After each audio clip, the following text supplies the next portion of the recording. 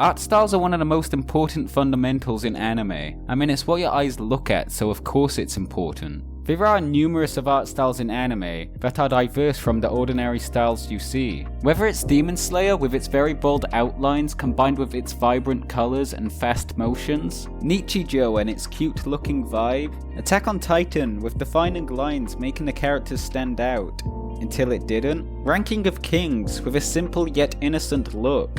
I take innocent very lightly. These all have different art styles, and it's always refreshing to see something new. But there are some that are quite unique in a way where they feel iconic. For instance, Ping Pong the Animation. This anime may turn a few people away from how it looks. It's got this oddly realistic look where it puts a lot of detail in the characters in many instances, then doesn't on other occasions. Where it looks quite simple and messy, to where the lines aren't straight, it can throw you off a bit. There are also times where their body structure is out of proportion. Hands can be huge, or limbs get really stretched, and heads that are out of shape.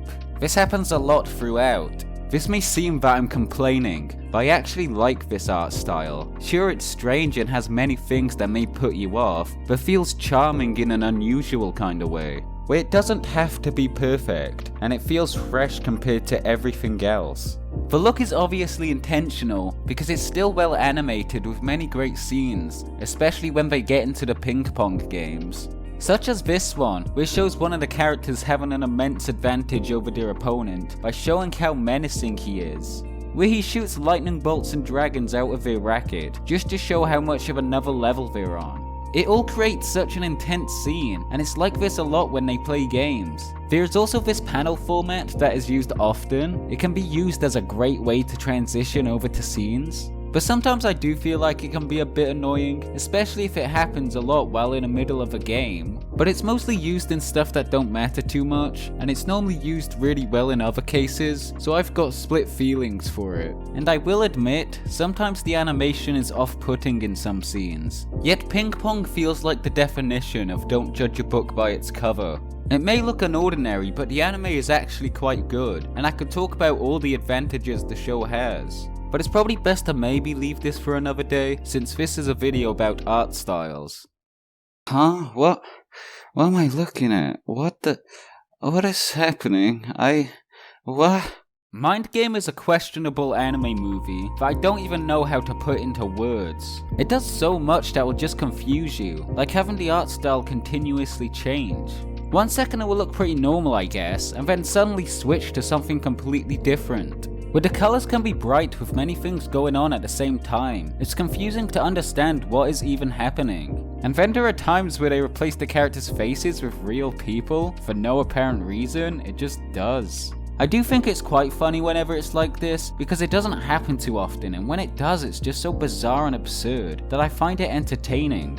And weird stuff keep going on constantly. You'll find someone with a fish for a head, or a very real bird, and millions of other stuff. There are some really nice animated scenes that are memorable and the strong point of the film. But then you get the less serious scenes that are just out there to mess with you. It can hurt my head sometimes on how different and fast-paced the art will change. This is just a weirdo movie that is strange to describe.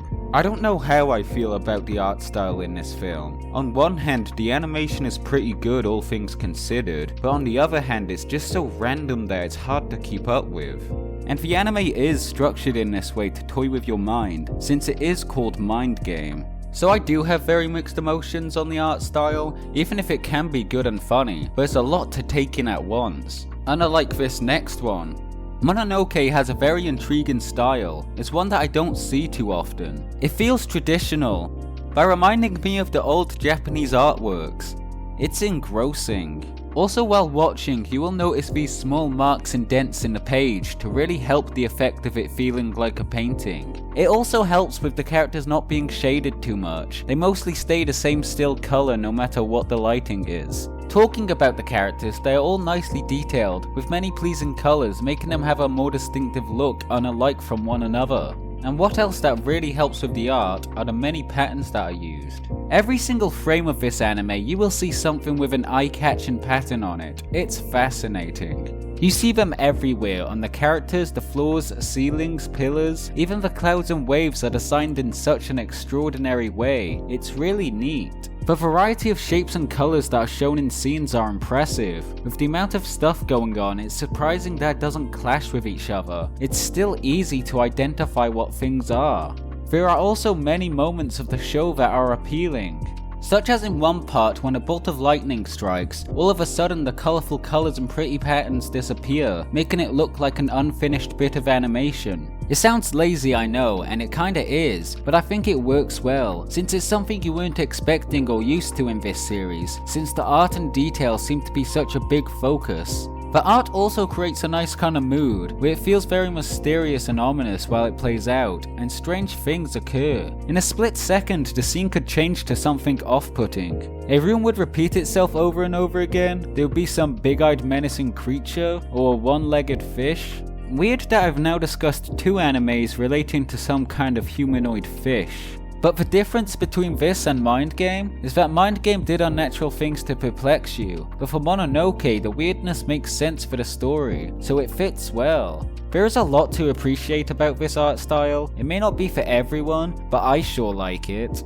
Lastly, we have the Tatami Galaxy. This anime has an art style that interests me a lot. It does many things with it that keep me engaged. First off with the characters, they have quite a simple design, they're not extremely detailed and have very plain colours. Now this is not a bad thing at all, because it works in the show's favour. By making the characters basic, it makes many of the other stuff that much more enticing. Like with the backgrounds, there is quite a variety of them, and they are also enthralling. You get some which have a certain colour tone, whether it's red, green, yellow, etc. They have such a nice feeling to them, and the characters complement the backgrounds perfectly. Depending on what colour the backgrounds are, the characters will also have the same colour theme. Even if it's just something simple, like their trousers or shirts being the same colour as the background, it still works really well. Even the eye colours can change to fit within the scene. The amount of effort that went into the art and colouring is captivating. There are also some cool real life environments. These are either used as transition shots, backgrounds, or a short scene or two. They're pretty interesting.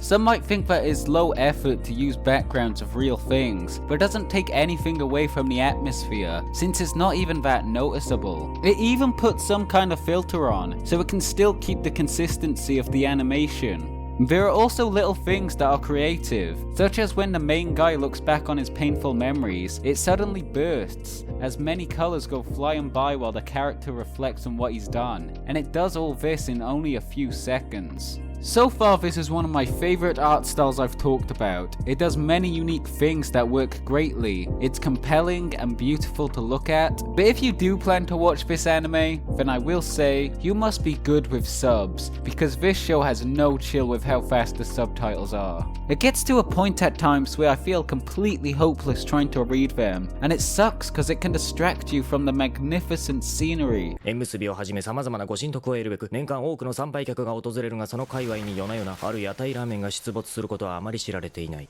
Besides that, there isn't really much to complain about the art style. It's great in many areas and gets me invested in all the absorbent art it presents. You can do so much with art styles. With the infinite amount of mediums out there, they can be so creative and imaginative. There is so much to appreciate about them, especially when they go beyond expectation just to stand out on their own. I don't necessarily think that having a good art style will make whatever you're watching automatically amazing. You still need a well-grounded story, entertaining characters, and a bunch of other elements, but art styles definitely add to the enjoyment. And it's so interesting to see what new unique styles could be out there to get immersed in.